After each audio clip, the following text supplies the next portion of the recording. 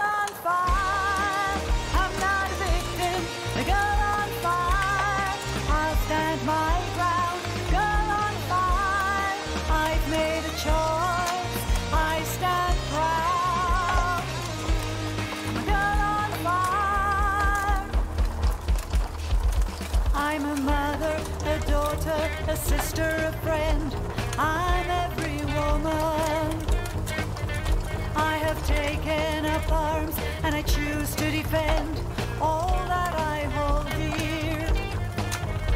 Independent and strong, you will not keep me down. You can't break me. Lynette Oxley here for Jack Shack Tactical TV and Ghost of Girls on Fire 16 Days of Action for No Violence Against Women and Children. I'm speaking to the lovely Ilse. She's all the way down in Cape Town. Welcome, Ilse. Hi, Lynette, and welcome to all the Girls on Fire. It's really a privilege to join you this afternoon from a very hot Cape Town. We're at least warming up here. Yesterday it was absolutely frozen. It was freezing in Johannesburg. But it's going to warm up now. Yes, no, it's very hot here.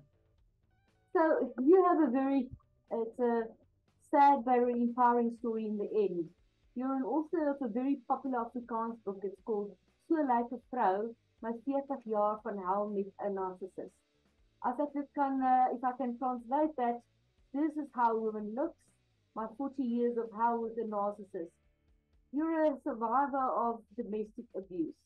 So I'm going to start my questions to ask, who is Ilse Verster? Ilse Verster is just an ordinary woman, the girl next door, the older version of the girl next door, born in the very late 1950s, and married my childhood sweetheart, and which turned into a nightmare. And yes, I would say I've lived an extraordinary life of, so sad to say, but abuse of the highest kind. So let's maybe start with your childhood. Where did you grow up? And do you think choices that were made during your childhood or absence of a parent contributed to the choices that you made? The name of the city where I grew up and all the people in my book had to be changed to protect the innocent. So I'm not divulging or saying where I lived. I have changed everything to Pretoria, though it is not Pretoria, and all the names have been changed. You asked what did my choice contribute to my choices to marry my ex-husband. You know, I was only 16 and in grade 12 when I met him, a few weeks short of my 17th birthday. And those days there was another mindset altogether. You were not encouraged to date more than one guy, or you quickly got a name if you did that. It was a very conservative place where I grew up, and also linked to the church. And I grew up without a father. My mom and my dad were divorced when I think I was in grade 4. So I was fairly young, and they were the only people we knew at that time to be divorced. It was considered unusual, not the right thing to do. No, it was like a sin. It was like a sin to be divorced. And usually it was the woman who was the sinner, because she should have kept everything together. She should have been submissive and what. And it was very a patriarchal society. So in how much that contributed to my choice of marrying this particular man, I really can't say. I was head over heels in love. If I wasn't, I would have been mad to marry him. But I was going on 22 when we got married. So we've been together for 5 years. And in those 5 years, he also was doing conscription in the army. And he was away for 2 years. And everybody that reads the book would have seen that I was policed by his mother and his two brothers for 2 years. She phoned me every night to make sure that I was there. So there was not leeway for me to get to know anybody else. And but yes, looking back is 2020 vision. That is how it played out. So you say his parents were part of the abuse, if you want to put it that way, or his mom specifically. Please repeat. So do you think his mom contributed to the abuse in general, his family? Oh, yes, very much so. But at the time, I did not realize that it was abuse. I was thinking, oh, they are so concerned about me. They care so much about me. They are looking out for me. And his brother and his fiance were at the same college as me, studying education. And they were literally spying on me every day. I couldn't move. Then he would know it on the border. And then I would get a very cross letter because I attended a soccer or a meeting that the first years had to go to, but I was not allowed to attend it because I was going out with him. And I remember my mum and my mother-in-law had a row on the phone. I drove there one night to show her that I've got my learner's license to drive a motor car. And by the time I got home, she was on the phone with my mother and she was having a row with her. Who gives my mother the right to learn me how to drive while her son will come back from the army to do that? It's not my mother's place. And my mother was a single parent, and she said, well, you know, if I couldn't drive, I couldn't work, I couldn't provide for my girls. And my mother-in-law, which was not yet my mother-in-law, she said, well, you know what? We call them the Smiths. The Smiths never get divorced. So there will be no divorce, and she will be provided for, and she will not have to drive or work or do whatever. So And when you drive is part of controlling you to actually disempower you, am I correct? yes, the controlling started even back then, but I didn't realize it then. You're so young then. Did you finish your degree? No, I didn't. It got to a stage where I was just so fed up with his brother and his fiance being on the same campus and monitoring every move of mine that I just upped and left. And then I went to work. But even going to college was not my first choice. I got a bursary to study something at university. I will get to the term later. And so I was going to the university, and he absolutely saw to it that I did not go. He didn't want me to go. And after I went to college, he said to me, he didn't want me to go because he knew that there would be eligible guys that would get an eye on me.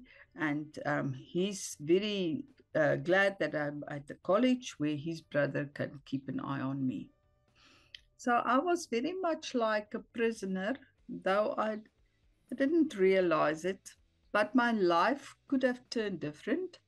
But you should never say could have, should have, would have.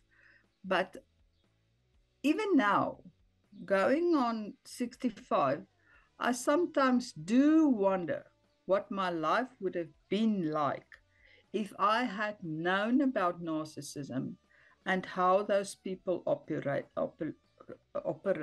But that time, there was not even a term for it. Yeah, no, absolutely. So, how old were you? You were 22 when you got married, am I correct? Yes, I was 22. Uh, no, yes, going on 22. 3 months before my 22nd birthday, I was married. So, you talk about in your book about the 40 years of hell, and we've now already, the pattern of abuse with his family started before the marriage. But when did you realize during the marriage that something was seriously wrong? You know, when you deal with a narcissist, they do what is called gaslighting. So that was done from the very beginning.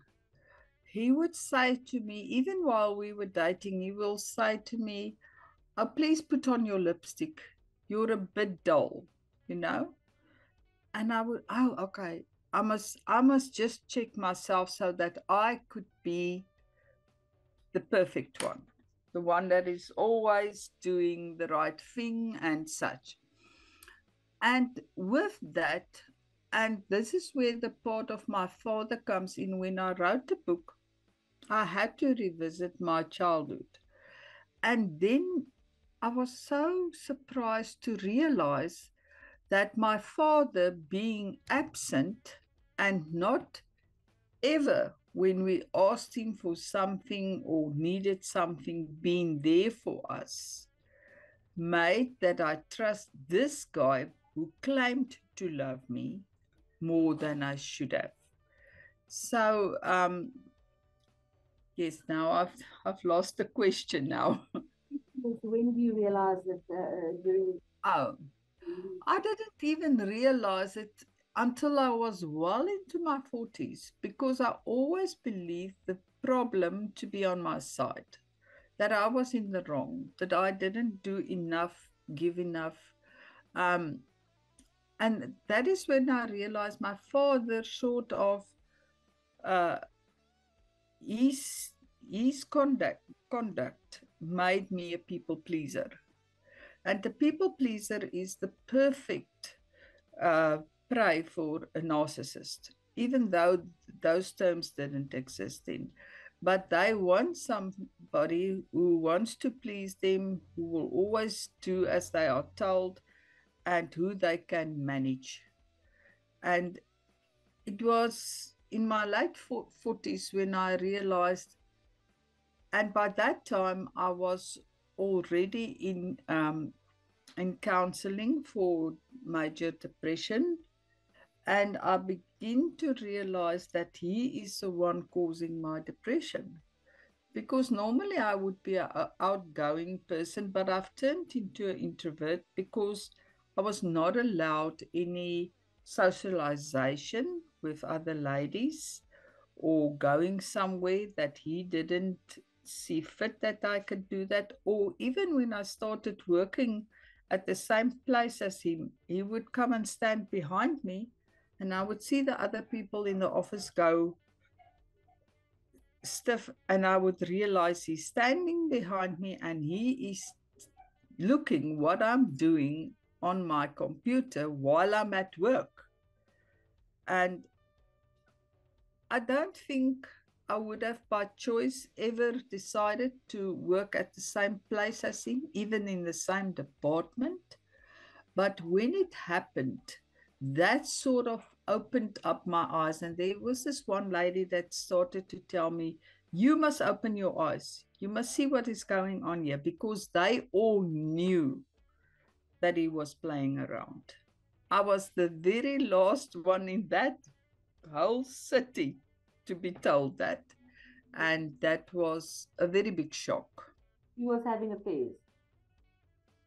Yes, you know, while were in the last throes of the divorce that lasted 2 years to complete, he told me that he's been unfaithful to me from day one. I didn't know it. I never saw it. What was the final straw? What incident was the final straw that made you decide I'm actually going to go through it couldn't have been an easy decision?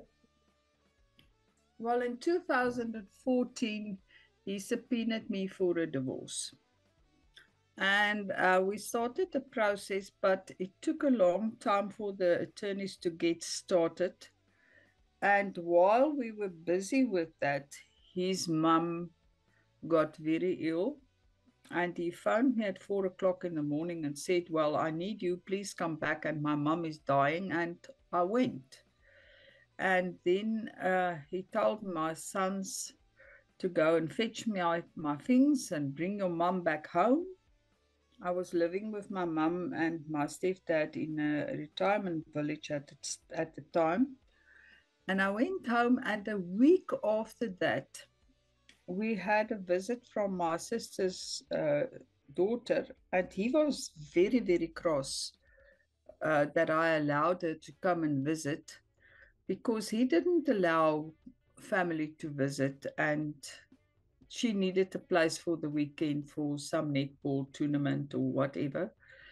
And as we were waiting on their arrival, he said to me these words. He said it was the biggest fault of his life to not go through with the divorce and to allow me to come back. And that was just a week after I went back. And I said to him, no, sorry, it was a month. To the day it was a month. And I said, you know what? I'm only back 1 month today.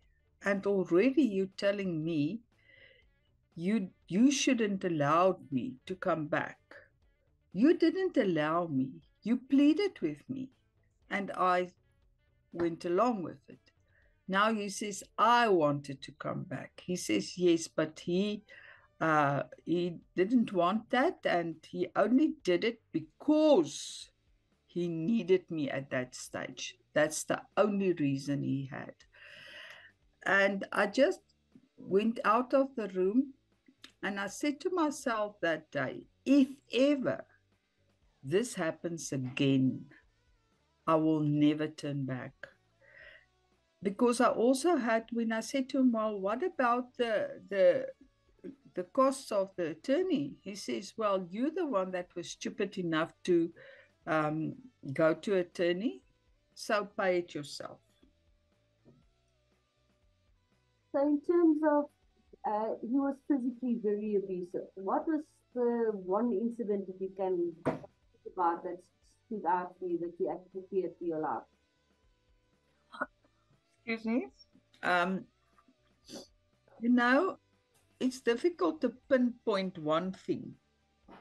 I think the one thing added to another. There was a lot of abuse. My sons also got hit in the process a few times. And then the story came out about an affair that he had with someone at work. And when I approached him with that, he subpoenaed me again. And then during the divorce, to divorce from a narcissist is the most difficult thing that you will ever do in your life. They want the divorce, but they want you to leave. And they want you to leave with nothing. They want everything that was brought into the marriage, like the properties or what. And they are also not willing to pay maintenance or anything. A lot of the ladies that approached me afterwards told me the same thing. So while the divorce is going on, they will not be working together with the attorneys or what to get a divorce as quickly as possible. They will make your life hell. And during that time, there was an assault. And it was a very, very brutal assault. And I was in hospital for 3 weeks. And when I got out of hospital, I just, for the first time in my life, while I was in hospital, I got a protection order. And I told him and his brothers, don't any one of you come near me. And as the time passed and I was out of that sick, abusive circle, I realized that I am starting to change. I'm starting to find myself. And it's never nice to get divorced, but that was also like I was reborn after all those years. Do you think society contributes to the abuse? I also grew up in a conservative Afrikaans society, and as you say, they say people don't get divorced. At that stage, people didn't get divorced. Do you think society do contribute and help the abuser to actually continue with the abuse? Yes, I definitely. While I was writing the book, I was doing a lot of research on violence against women. In South Africa, 1 out of every 4 women is abused. If you are a lady of color, that goes up to 2 out of every 4 women. And most of those abuse are condoned by women, because you are raised from a small girl that you must turn the other cheek.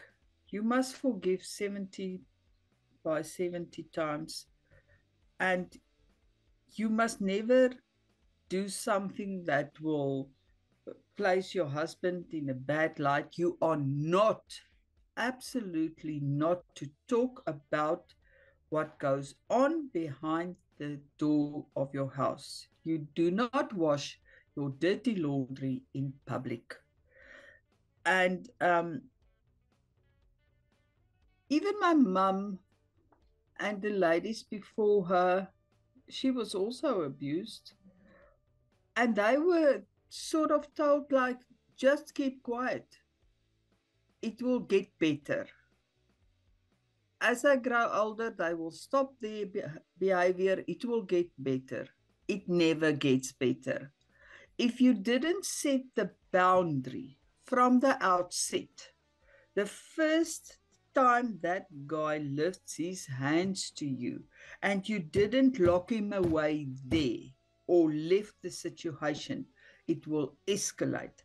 And then add to the mix alcohol, like my husband was, he still is, a total alcoholic.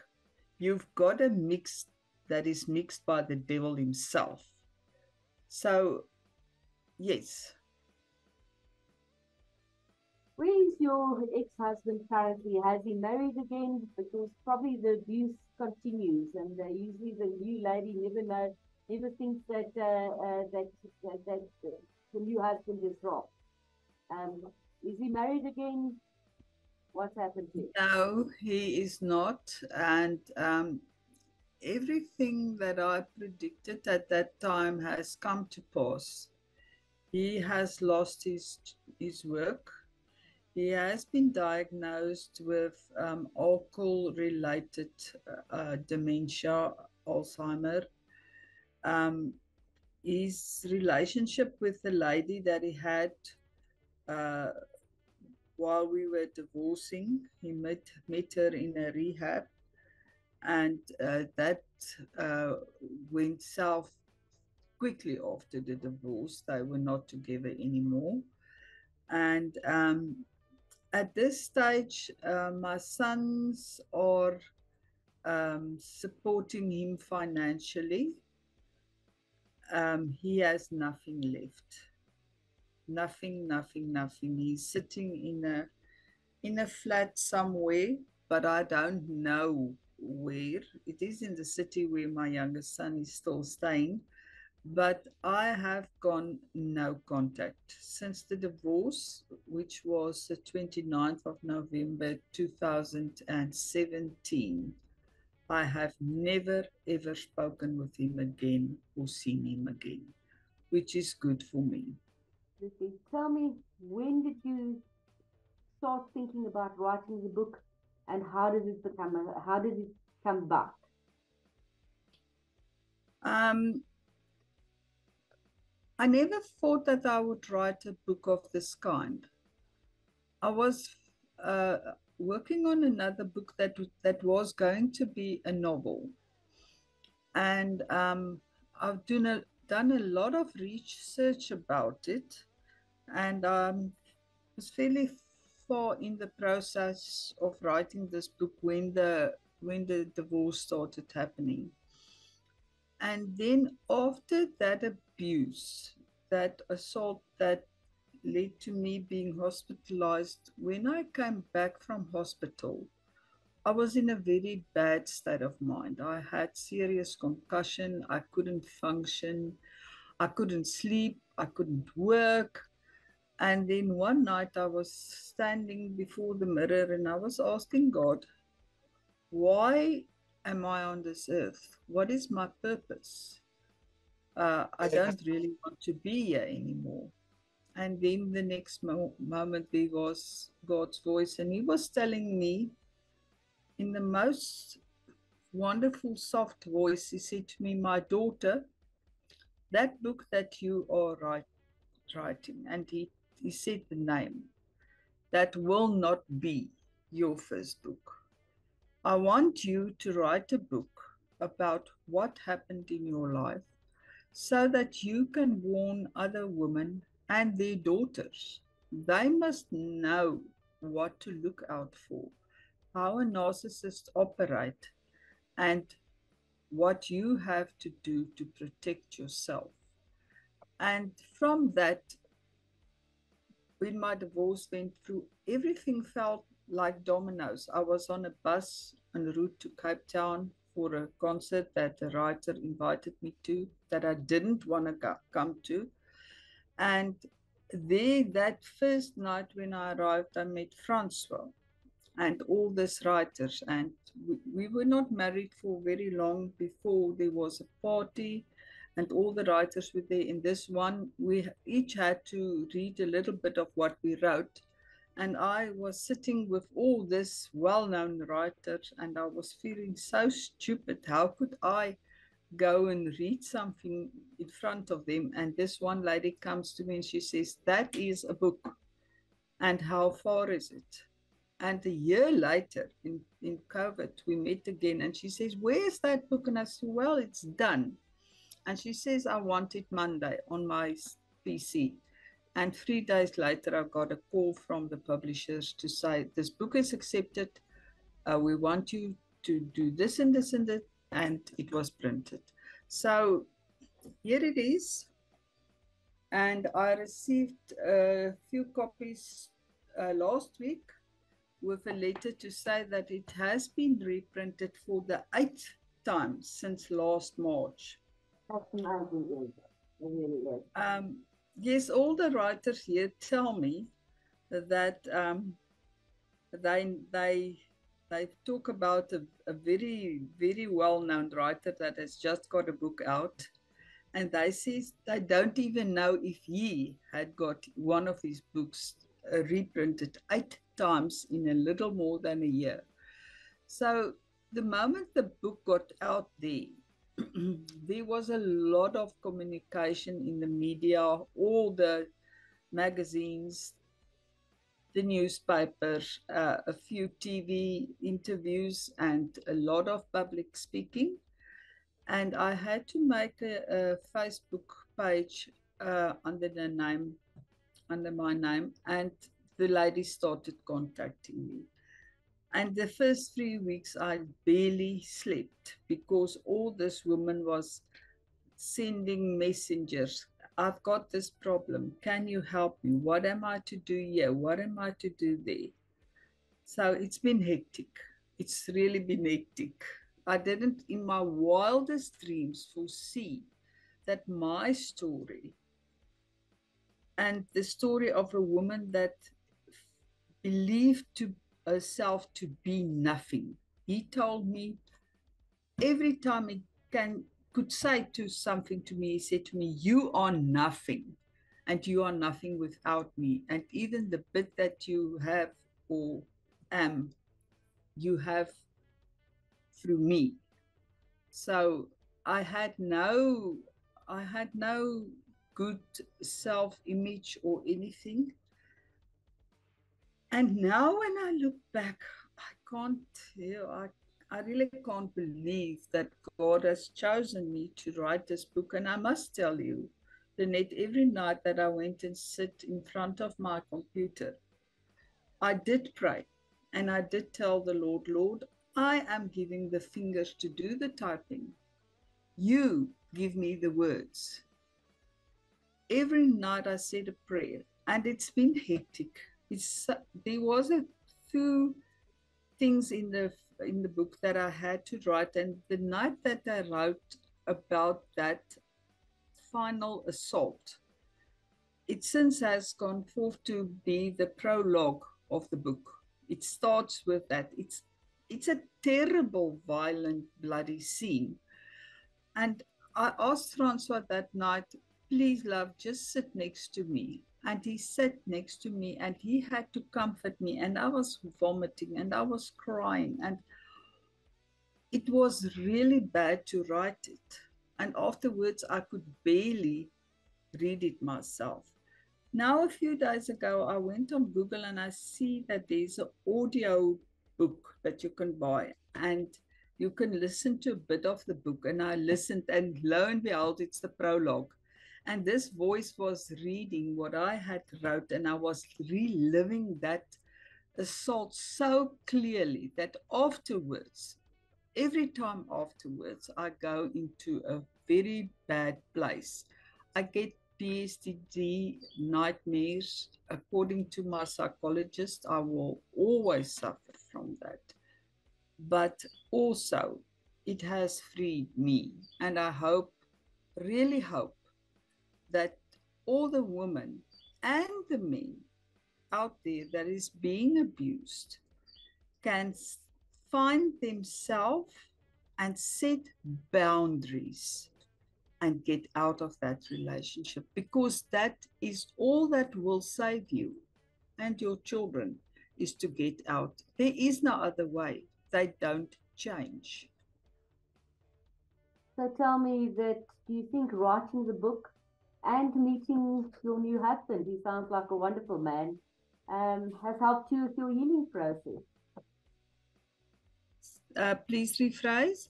I'm saying, do you think by writing the book and also your new husband, which sounds like a wonderful man, do you think this contributed and helped you to actually start healing? And was it part of the healing process? Definitely.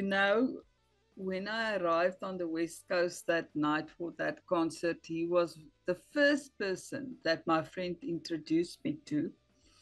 And later that night, we were still sitting on a balcony and the wind was blowing like only the West Coast can produce. And I was sitting and I was just conversing with this guy, and he seemed so interested in me. And I looked up and I looked into his eyes and I realized he's got blue eyes. But I saw something in his eyes that I've never saw before in my life. And it was called respect. You know what? I've got so flabbergasted. Sorry for that word. I don't know how to put it. But I just got up there and I ran out and I got into my car and I drove away to my guest house. Because I couldn't understand, why would he want to have a conversation with me? I still felt like nothing, and I still felt like Bart would come out from behind the door and whack me over the head for talking to other people. It's been a long road, but he's been there step by step. We've known each other a week when he asked me to marry him, and I accepted. And everybody was telling us, you are totally mad. You've just divorced. You know what? I've known that other person for 5 years before we got married, and it was the wrong decision. I've known Francois a week before I consented to marry him, and that was the best decision of my life. I never knew that you can get a man that is so straightforward, so loyal, so trusting, so caring. I mean, I'm 65, we're not young anymore, but he tells me every single day how beautiful I am to him, how he loves me, how he values me, how important I am. And I think every woman should hear that now and then. And that is also what is facilitating my healing, is the no contact with the other person and the loving relationship where I am now. Tell me, are you going to write another book?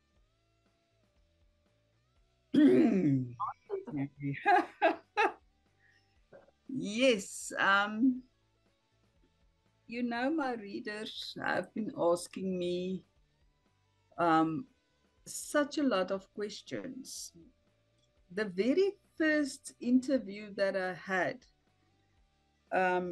was with Professor Anastasia de Vries for the Stellenbosch Word Festival, but it was a virtual TV thing that I had to go into a studio here in Cape Town, and all these lights and all these people, and you are sitting there. And her first question to me is, why did you stay 40 years? And I didn't see that one coming. And I had to explain, and she said, you know what? In my community, ons het hierdie aunties. We have this aunties. And they will tell you from this height, they will tell you, if a man assaults you, you wait until he's asleep and you get a sjambok and you whack him within an inch of his life. And the community will back you up and they will safeguard you.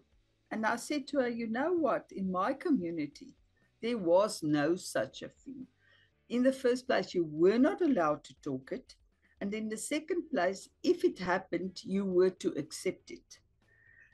But that got me thinking, what made me stay? And all the questions that is asked about this personality trait of narcissism tied to alcoholism, and I think very much tied to being a psychopath. There's a lot of questions. So yes, my publishers has got me on a short lease, and I have to produce this manuscript by 28 March next year. And this will be looking back at my childhood years, what made me become what I was, what happened that is not told in the first book, and the last part, it's in 3 parts. The last part is how to rebuild yourself. How do you get yourself to be a person that you yourself value and not see yourself as a nothing or a misfit or of no value? You have to do a lot of mind work. And I went back to my psychologist just after the book was accepted and it was in the printing process. And I told him, listen now, I've done this. I've got this command from God. I've done it, and this book is coming out. And now I want to stop my antidepressants because I'm doing good. I'm feeling well. And he's looked at me And he says to me, Ilse, you know what? You can never stop it. And I said, why? It's good. It's going well with me. And he says that the duration of the abuse of 40 years was so long that the impact that it has on your subconscious and the working of your brain can never be undone. But then I realized, okay, it can't be undone, but you can manage it. And there's certain steps that you can follow to get yourself to live a full life and not remain as to become somebody. yes, you not remain an abused woman in your mind for the rest of your life. Sorry, I'm thinking in Afrikaans and trying to speak in English. I'm actually Afrikaans speaking, and lately I find myself that I'm thinking in English, and I'm also married to an English person. So, in any case, and we speak a sort of what we call in Afrikaans a mengelmoes in Afrikaans. Just two more questions. Why is the title So Like a Vrou? This is how a woman looks. What do you mean by that? Oh, my soul. Sorry, I know it's a difficult one. Is it I wrote the book under the title that God gave me that night in the bathroom in front of the mirror, and that title was Stormy Seas. And it was fitting to me because my life was to me like I'm afloat in a stormy sea.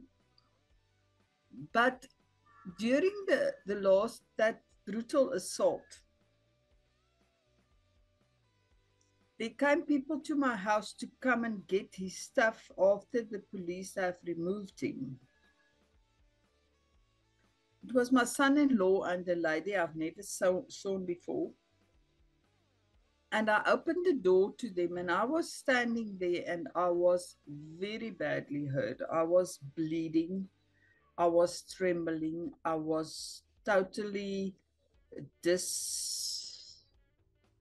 in Afrikaans, teer mekaar. I didn't know what was happening. And as he and this lady walked past me, he said, and I must say this in Afrikaans so you can try and translate it as best you can. He said, so like 'n vrou wat met haar man bollie soek. He said a curse word. So it's translated in so does a woman looks that is basically that looks for nonsense with the husband. Yes, that is what a woman likes if she is giving her husband nonsense. Wow. And so I sent in the book, and later they called me and they said, well, this is going to be the title of the book.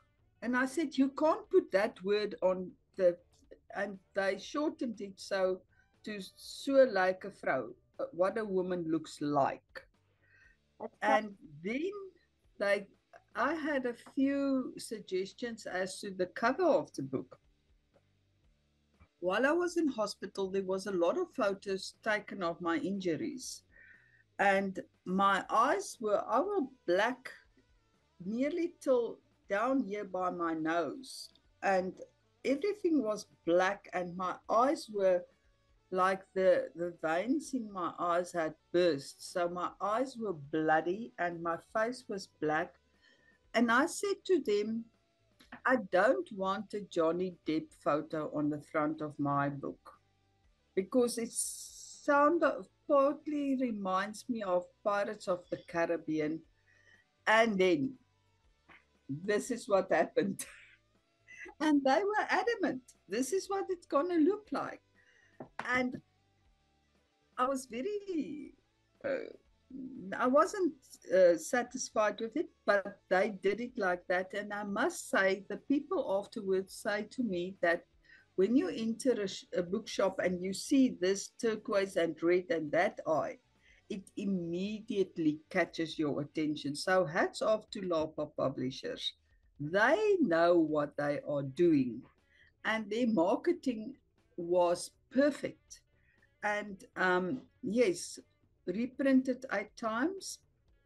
I've seen in the questions that you provided, you've asked, would I like the book to be translated in English? I had three wishes for this book.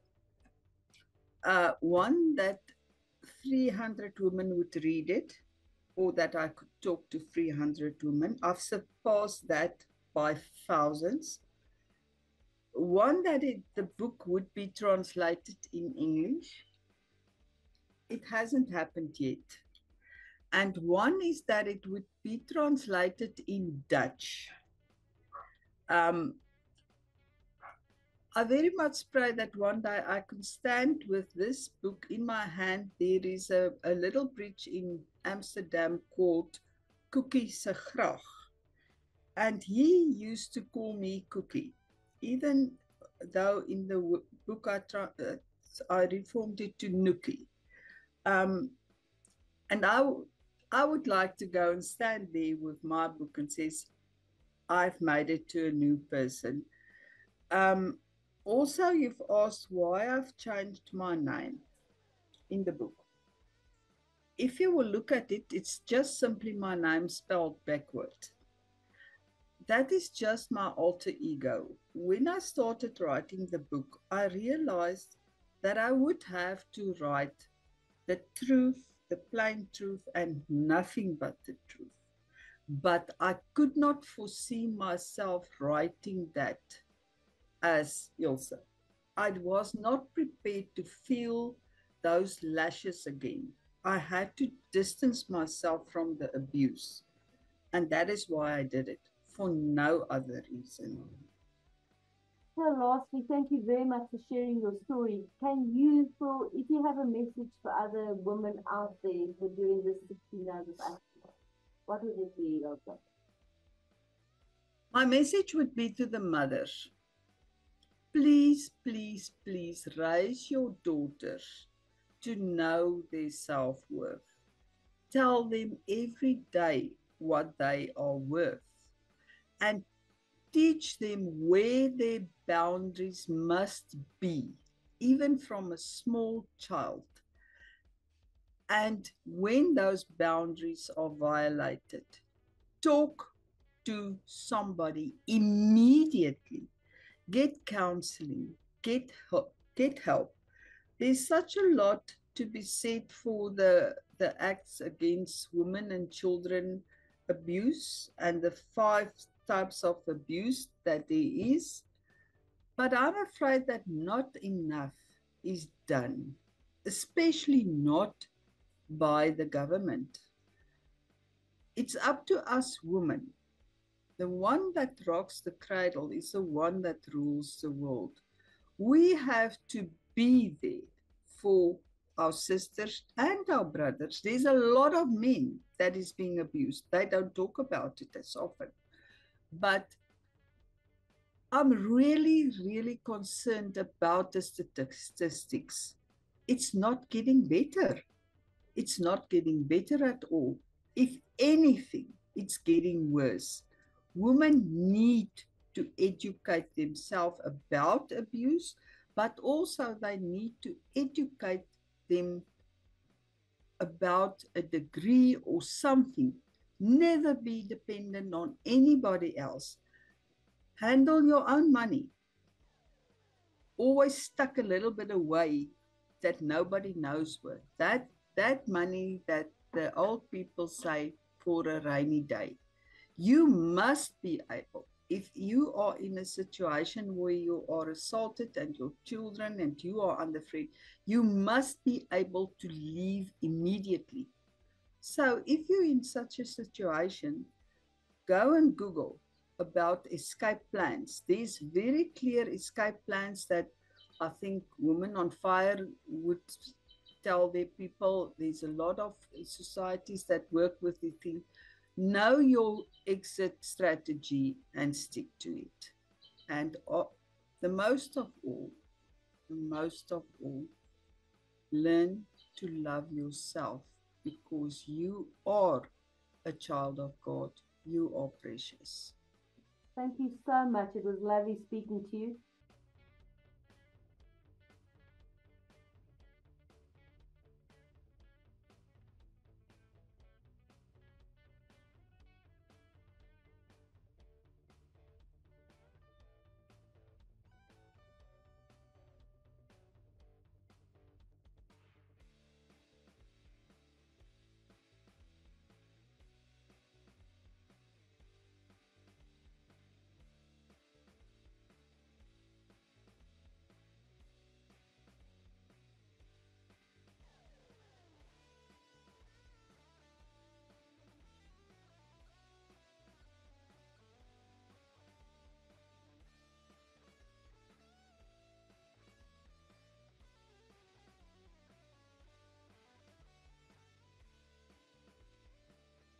I've made a choice, I stand proud.